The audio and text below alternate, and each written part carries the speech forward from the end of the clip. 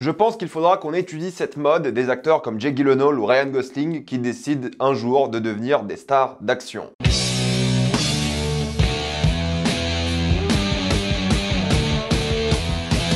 The Fall Guy. Comme d'habitude, jusqu'à la minute indiquée dans le titre de la vidéo, il n'y aura pas de spoilers quand vous êtes tranquille, après on va tout spoiler. The Fall Guy raconte l'histoire du personnage de Ryan Gosling qui, après une énorme chute lors d'un tournage et une blessure assez grave, décide de se retirer du monde des cascadeurs, mais il est obligé de faire son grand retour lorsque le film de la réalisatrice dont il est amoureux a besoin d'un nouveau cascadeur. The Fall Guy est le nouveau film réalisé par David Leitch. David Leitch, c'est un cascadeur de base, mais qui s'est tourné vers la réalisation récemment. Il a fait des films que vous aimez beaucoup, comme Bullet Train, qui, je maintiens, est très sympa, je trouve, mais aussi Deadpool 2, Hobbs & Shaw, et d'après moi, son meilleur film reste aujourd'hui Atomic Blonde, qui est presque une anomalie dans sa carrière vu les films qu'il a fait après, mais détail. C'est aussi très librement adapté de la série télé des années 80, The Fall Guy, et toute l'œuvre est basée sur les cascadeurs. C'est l'histoire du film, hein, tout simplement, c'est un hommage aux cascadeurs. D'ailleurs, tout le marketing a été aussi fait par rapport aux cascadeurs. Marketing que je trouve assez adorable parce qu'on met rarement les cascadeurs autant en avant. Mais du coup, c'est un film de cascadeurs fait par un cascadeur avec plein de cascadeurs et plein de cascades. Et donc, c'est une comédie romantique d'action, je dirais. Le côté romantique est important aussi parce que c'est une histoire d'amour aussi. Mais il faut admettre que l'objectif n'est pas de raconter ces histoires d'amour ou l'histoire des personnages, mais surtout de mettre en avant plein de cascades stylées et de mettre en avant ces cascadeurs. Les arcs narratifs, c'est ça. C'est Ryan Gosling qui, après une blessure, essaie de se remettre un peu justement de cette humiliation qu'il a vécue et doit affronter son traumatisme pour redevenir un cascadeur talentueux. Et en même temps, Emily Blunt, son personnage, qui réalise son premier film. Et il y a cette romance un petit peu impossible entre les deux qui est causée par le fait que Ryan Gosling est surtout là, non pas pour faire des cascades, mais pour enquêter sur la disparition de l'acteur dont il est le cascadeur, le personnage interprété par Aaron Taylor Johnson. Donc c'est à la fois le tournage d'un film, une histoire d'amour et aussi une sorte d'histoire de conspiration, d'espionnage entre guillemets. Ça va aller dans cette direction-là, l'objectif c'est d'avoir le plus d'action possible et c'est vrai que le film est généreux en termes d'action. Il y en a beaucoup, il y en a constamment et tellement qu'on est un petit peu perdu à certains moments, je vous dirais, mais j'en parle après. En gros, pour faire simple, toutes les grosses cascades sont faites pour de vrai. D'ailleurs, je vous incite à rester jusqu'à la fin du générique parce qu'il y a un making-of durant le générique de fin qui est vraiment cool et intéressant. Mais toutes les cascades qui incluent des véhicules ont été faites pour de vrai. C'est des vrais cascadeurs qui ont fait ces choses-là. Et justement, c'est cool ce petit making-of qui te montre comment ils les ont faites dans la vraie vie. Et il y a aussi une scène post-générique assez sympathique pour ceux que ça intéresse. Et faut être honnête, hein, les cascades en véhicule sont assez impressionnantes, mine de rien, sur l'aspect technique de la cascade. C'est pas des cascades faciles à faire, ça se voit. Est-ce que maintenant, en termes de mise en scène, l'impact des cascades est extrêmement prenant? Je dirais que oui et non. Il y a certaines scènes d'action dans des endroits très cloisonnés qui marchent plutôt bien avec des véhicules. Tu vois un peu la difficulté à faire ces cascades et d'autres scènes d'action qui sont plus un festival de pyrotechnique et de carambolage qui sont un peu moins impactants dans la mise en scène, même si sur le papier c'est dangereux, impressionnant et difficile à faire. En termes de mise en scène, ça n'a pas toujours l'impact qu'il faut. Le truc, c'est que les scènes d'action manquent clairement d'intensité. Hein. Pour comparer à un Mission Impossible, les scènes d'action des Missions Impossibles sont très intenses parce qu'elles ont l'air très dangereuses de une, même lorsqu'elles sont fausses entre guillemets ou faites en studio. Hein. Il y a une vraie intensité qui se dégage par le réalisme. Là, c'est pas du tout réaliste. Il y a un côté très presque cartoon au truc où ils en font des caisses sans mauvais jeu de mots. Du coup, si tu veux voir un film intense de cascade, c'est pas le cas. Là, c'est juste des cascades pour le fun, tellement que t'as l'impression qu'ils ont fait ce film pour faire des cascades stylées plus qu'autre chose. Mais en termes de mise en scène, t'auras pas de tension des cascades, tu ressentiras jamais le danger. C'est pas un film qui est fait pour ressentir quelque chose de stressant dans l'action. L'action est juste là pour être vue, regardée et écouter la musique années 80-90 qui passe par-dessus. Et c'est toujours la même chose, grosse cascade en véhicule, avec des cascadeurs en général, et Ryan Gosling en même temps, qui fait une cascade, mais dans un milieu en général en studio, parce que les cascades étaient trop dangereuses ou juste infaisables dans la vraie vie. Et du coup, il lie les deux évidemment avec les effets spéciaux, et ça rend plutôt bien, ça va. Les effets spéciaux sont invisibles, mais évidemment, tu ne ressens à aucun moment le danger pour les personnages. Et encore une fois, je le répète, c'est pas fait pour stresser, quoi. Le but, c'est d'impressionner plutôt que de raconter quelque chose par les cascades, et il y a des gens qui vont détester ça, hein. Moi, par exemple, je suis pas très fan des cascades qui ne racontent rien, et c'est le cas. Les cascades ne racontent pas grand-chose. Il y en a très peu qui développent les personnages, qui permettent justement de raconter une narration un peu différente. Normalement, chaque cascade est censée avoir sa propre narration, comme une danse, ou un combat, ou des choses comme ça. Chaque cascade raconte quelque chose normalement. Là, c'est pas le cas. Ça va déranger des gens comme moi, mais des gens qui veulent juste voir des trucs fun à l'écran, là, vous allez pas être dérangé. Mais ce que je veux dire, c'est que vu que j'ai pas été investi émotionnellement dans l'histoire, les cascades m'ont pas impressionné d'un point de vue narratif. Et même si je les respecte sur le point de vue technique, elles me donnent pas envie de revoir le film. Enfin, c'est pas ça qui va sauver le film, quoi. Et vu que c'est pas Ryan Gosling qui fait ces cascades, t'as pas ce côté très Tom Cruise ou Keanu Reeves où tu ressens le danger, où tu sens l'implication. Encore une fois, le but c'est pas ça. Le but c'est de voir des véhicules se casser la gueule avant tout. Et oui, les scènes d'action sont en effet assez répétitives. Comme je vous l'ai l'ai dit, grosse scène d'action impressionnante, mélange effets spéciaux en studio et en extérieur avec les véhicules, et musique années 80, ça sera ça en boucle tout le long. Elles se ressemblent toutes fatalement. Ça c'est un peu décevant et je trouve que c'est aussi trop cuté à certains moments, surtout vu les cascades qu'il montre. Le montage est pas assez généreux avec les cascades et c'est un petit peu dommage aussi de pas en avoir profité. D'ailleurs, si on parle de cut, il y a beaucoup de scènes en regardant les bandes annonces qui ont été coupées. Tant mieux parce que les scènes dans les bandes annonces étaient assez gênantes et je suis assez content qu'ils les aient coupées. Mais si vous regardez la bande annonce qui est sortie récemment, vous allez pas mal rigoler parce qu'il y a 3-4 scènes qui sont pas du tout dans le film. Du coup, vu qu'il n'y a pas d'investissement émotionnel me concernant du point de vue des cascades, j'ai trouvé ça un petit peu long. 2 heures, c'était long. Il y a beaucoup de cascades, il y a beaucoup d'action et j'ai pas été investi. Mais si vous l'êtes, croyez-moi que vous allez être à fond durant les 2 heures et que vous allez kiffer. Et le problème, d'après moi, c'est qu'ils ont eu du mal à alterner entre les différentes histoires, l'histoire d'amour, l'histoire du film qui sont en train de tourner, qui ressemble à genre Dune, réalisé par Zack Snyder, soit le pire film de l'histoire, et en même temps, cette histoire de conspiration. Je trouve qu'ils ont vraiment du mal à mélanger les 3 intrigues, et c'est pas satisfaisant lorsqu'ils forcent justement ce mélange, parce qu'évidemment, tout est lié au final, mais ça crée pas quelque chose de forcément passionnant à voir. Pour plusieurs raisons, d'ailleurs, premièrement, parce que je trouve que l'alchimie entre Ryan Gosling et Emily Blunt est réussie, mais ils ont pas assez de temps à l'écran pour développer cette alchimie, et c'est pas le buddy movie que tu penses avoir, c'est pas eux qui vont faire des scènes d'action. Emily Blunt d'ailleurs est assez en retrait, et c'est dommage parce que lorsqu'ils sont à l'image ensemble, ils ont vraiment une connexion qui marche bien et t'as envie de les voir plus souvent, mais c'est pas le cas, c'est pas le film. C'est surtout Ryan Gosling qui va faire des missions de son côté. Les scènes d'action, t'as l'impression que c'est le climax à chaque scène d'action. À chaque fois que tu dis ok, c'est la fin du film, il y a encore 2-3 scènes d'action, donc il y a constamment des climax et le film a du mal à faire monter la sauce. Normalement, un film, à la fin, t'es censé être sur le cul avec l'énorme scène d'action, le grand climax, les money shots et tout, mais tu finis ce film là et tu ressens pas du tout ça au final, ce qui est un petit peu décevant parce qu'ils font jamais monter la sauce et il y a des scènes d'action impressionnantes tout le long et les scènes d'action finales sont pas si impressionnantes que ça, surtout par rapport à ce que tu as vu auparavant. Et puis évidemment, si vous réfléchissez au scénario, c'est complètement débile, ça n'a aucun sens et il y a 1 milliard de facilités scénaristiques, donc faut même pas y réfléchir. Le scénario, vous oubliez, vous regardez les scènes d'action et puis basta. Et c'est un peu ce que le film te dit aussi. Après, je dis pas que le scénario est complètement con non plus, parce qu'il y a pas mal d'utilisation de fusil de Chekhov assez bien repris et c'est assez généreux encore une fois. Mais honnêtement, entre les nombreuses références méta qui sont faites par rapport au film, il y aura par exemple un split screen à un moment et les personnages vont parler du split screen. Il y a plein de références cinéma, il y a plein de citations qui font tâche, il y a un commentaire sur le fait que les cascadeurs n'ont pas d'Oscar, il y a plein de dialogues qui sont assez gênants, qui ressemblent pas du tout à ce que diraient les personnages, mais vu qu'il faut avoir le côté méta et le côté fun pop, ils en font clairement des caisses et des acteurs comme Aaron Taylor Johnson, complètement insupportables. Pourtant tout le monde dit que c'est un acteur de génie dans le film, ça c'est un petit peu rigolo, mais tout le monde en fait des caisses, sauf Anna Waddingham qui elle aurait dû en faire des caisses parce que c'est une bonne actrice qui aurait pu s'amuser, qui n'a pas l'occasion de s'amuser comme il faut. En plus de ça, le film est pas très beau esthétiquement, le film aurait mérité d'être un peu plus stylisé. Et pourtant il y a des séquences, surtout une séquence de drogue qui est clairement très stylisée, qui fait penser à Scott Pilgrim, qui est assez fun à regarder, mais vu l'ambiance du film, vu la tonalité drôle, assumée, méta, d'un point de vue stylistique, c'est très simple et banal quoi. Visuellement c'est les mêmes couleurs, c'est très monochromatique, il n'y a pas une vraie colorimétrie, ce qui est dommage parce que c'est quand même le gars qui a fait Atomic Blonde qui avait quand même une vraie esthétique. Les films d'après qu'il a fait n'avaient aucune esthétique, mais c'est dommage d'avoir un film aussi plat visuellement au final. Parce que lorsque c'est assumé, t'as une séquence avec une licorne et un chien, j'en dirais pas plus, c'est drôle, c'est fun, et ils assument complètement à quel point leur idée est conne, leur scénario est débile, c'est con d'accord, mais on s'amuse avec des cascades, on s'amuse avec des chiens, et lorsqu'ils assument justement la stupidité de leur histoire, là ouais c'est fun, mais ils le font rarement. Et les personnages n'évoluent pas assez parce que c'est l'histoire d'amour entre les deux, mais il n'y a pas d'ambiguïté. Les deux veulent se remettre ensemble depuis le début du film, parce que s'ils se parlaient au début du film pendant 5 minutes, ils se seraient remis ensemble. Mais il y a des barrières qui vont se mettre entre eux, c'est normal, c'est un film, mais du coup ils évoluent pas assez je trouve, et c'est pas comme s'ils doivent se reconquérir, ils sont déjà conquis, c'est ça le truc. Et Ryan Gosling, son personnage qui a vécu une énorme chute, il devrait avoir un petit peu peur de revenir dans le monde des cascades, il devrait être un petit peu rouillé, pas du tout cette impression là, il joue jamais dessus, le gars est fort depuis le début quoi. Pour conclure, le film va dans tous les sens sans réellement s'assumer tout le temps, mais lorsqu'il s'assume, c'est fun et cool. C'est pas toujours très drôle, il y a des blagues assez forcées, il y a un discours méta assez pénible, ça manque clairement d'émotion et le côté hommage aux cascades est bon et c'est la seule chose qui est bonne dans le film, mais les cascades, même si elles sont impressionnantes, ne sont pas narrativement toujours intéressantes. J'ai trouvé ça long, personnellement, je me suis clairement ennuyé devant le film. Il y a rien qui me donne envie de revoir ce film, il y a rien qui me fait dire que je vais m'en rappeler, mais si vous voulez juste voir un film assez bête avec des cascades sympathiques et déconnecter votre cerveau et pas vous poser de questions avec la musique pop rock,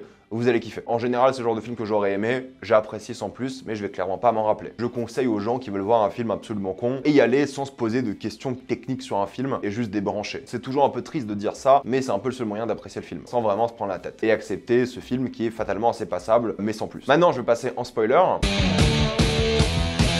Il y a rien à dire en spoiler au final, mais si vous réfléchissez au plan des méchants, il y a tellement de failles, tellement de soucis, tellement de problèmes que ça ne pourrait jamais marcher. Mais on s'en fout, c'est un film d'action, on s'en fout des plans des méchants. Mais bon, les nombreuses références à Bond, par exemple, surtout avec Aaron Taylor-Johnson en ce moment, les références aux Oscars, encore une fois, toutes ces choses-là, le film est insupportable, je trouve, par rapport à ça. Tout est dit à haute voix dans le film, hein. C'est typiquement le genre de film que tu peux regarder en étant sur ton téléphone, et ça c'est toujours triste parce que tu ne vas rien rater. Ne faites jamais ça évidemment, mais t'as l'impression que le film est plus fait pour le streaming que le cinéma à certains moments. Puis c'est dommage parce qu'ils auraient pu développer le personnage de Ryan Gosling qui avait typiquement un traumatisme, aurait dû faire face à ce traumatisme, mais c'est pas du tout développé. Et je trouve que le climax final dans cette zone aride, avec des pyrotechniques et des voitures qui explosent de partout, était beaucoup moins impressionnant que la course-poursuite en ville et que beaucoup d'autres séquences d'ailleurs dans le film. Franchement, la scène finale d'action, c'est juste des voitures qui font des tonneaux et puis basta. De même pour la scène dans l'hélicoptère, ça aurait été Tom Cruise. Il aurait été vraiment dans l'hélicoptère en train de faire cette scène d'action, mais là tu vois que c'est en studio et du coup ça enlève un peu la magie du truc. Oui, les cascadeurs font un bon travail, mais vu que tu coupes à chaque fois en studio et que tu laisses rarement les cascadeurs entre guillemets se mettre en danger, comme dans plein d'autres films, c'est moins impactant je trouve. Alors c'est en lien avec le film évidemment, hein, la thématique du personnage Aaron Taylor-Johnson qui a un ego, qui arrive pas à faire ses propres cascades parce qu'il a peur et en même temps ça le dérange. Il y a ce switch à Hollywood où maintenant faut faire tes propres cascades pour être respecté entre guillemets. C'est assez bancal au final et pas très intéressant. Clairement il n'y a rien à dire sur le film et c'est aussi en soi une petite déception de ne pas pouvoir en parler un peu plus. Mais dites-moi si vous l'avez apprécié, dites-moi ce que vous en avez pensé, j'ai envie d'avoir votre avis. Mettez-moi tout ça dans les commentaires. Comme d'habitude, pensez à vous abonner à la chaîne pour voir les prochaines vidéos. Mettez un j'aime, ça aide beaucoup la chaîne. Suivez-moi sur tous mes réseaux pour plus de débats, critiques et actualités. Moi je vous dis à la prochaine fois. Salut à tous.